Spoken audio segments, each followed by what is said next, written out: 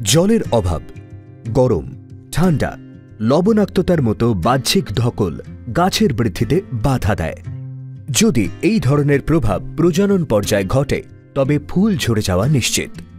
একটি ফুল ঝরে যাওয়া মানে একটি ফল কম হওয়া, যার সরাসরি প্রভাব পড়ে ফলনের ওপরে। প্রজনন পর্যায়ে উদ্ভিদের অ্যামিনো অ্যাসিডের প্রয়োজন হয় এবং এই অ্যামিনো অ্যাসিডগুলি তৈরি করতে উদ্ভিদকে বেশি শক্তি ব্যয় করতে হয়। এমতো অবস্থায় প্রজনন পর্যায়ে বাহ্যিক ধকলের কারণে ফলন এবং তার গুণমান হ্রাস পায়, যার ফলে অর্থনৈতিক ক্ষতি হয়। এতে সৃষ্ট আর্থিক ক্ষতি ও মানসিক যন্ত্রণা থেকে কৃষকদের বাঁচাতে এসে গেছে পিআই এর অ্যামিনোগ্রো অ্যাক্টিভ। এটি প্রাকৃতিকভাবে প্রাপ্ত এক ধরনের বায়োস্টিমুল্যান্ট, যা অপরিহার্য অ্যামিনো অ্যাসিড এবং পেপটাইডের মিশ্রণ। কেন এটি এত গুরুত্বপূর্ণ?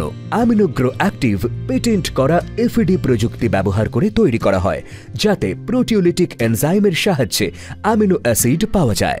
এফইডি প্রযুক্তিতে অ্যাসিড হাইড্রোলাইসিস এবং উচ্চ তাপমাত্রাজনিত কঠোর প্রক্রিয়াগুলি যুক্ত থাকে না। এজন্য অ্যামিনোগ্রো অ্যাক্টিভ ফসলের জন্য নিরাপদ। উদ্ভিদে প্রোটিন প্রস্তুত করতে অ্যামিনো অ্যাসিড এল রূপে থাকা প্রয়োজন। এফইডি কৌশলের মাধ্যমে প্রাপ্ত অ্যামিনো অ্যাসিড এল রূপে থাকে, তাই অ্যামিনোগ্রো অ্যাক্টিভ সহজে শোষিত হয় এবং উদ্ভিদের মধ্যে মিশে যায়। অ্যামিনোগ্রো অ্যাক্টিভে উপস্থিত প্রোলিন ফসলকে বাহ্যিক ধকল এবং ফুল ঝরা কমাতে সাহায্য করে। এটি ফুলের গুণমান উন্নত করে, বিশেষ করে পরাগকণার শক্তি এবং অঙ্কুরোদ্গমে সাহায্য করে, যার ফলে ফলন বেশি হয়। অ্যামিনোগ্রো অ্যাক্টিভে গ্লাইসিনের পরিমাণ বেশি থাকায় এটি পাতায় ক্লোরোফিলের মাত্রা বাড়ায়, যা সালোক সংশ্লেষ বৃদ্ধি করে এবং ফলের বিকাশে সহায়তা করে। অ্যামিনোগ্রো অ্যাক্টিভে পাওয়া সক্রিয় পেপটাইড সেই হরমোনগুলির সংশ্লেষণে সাহায্য করে, যা ফলের রং চকচকে করে এবং পণ্যের শেলফ লাইফ বাড়িয়ে দেয়। এই কারণেই ফুল ফোটার শুরুতে আর ফলের বিকাশের পর্যায়ে অ্যামিনোগ্রো অ্যাক্টিভ ব্যবহার করার পরামর্শ দেওয়া হয়।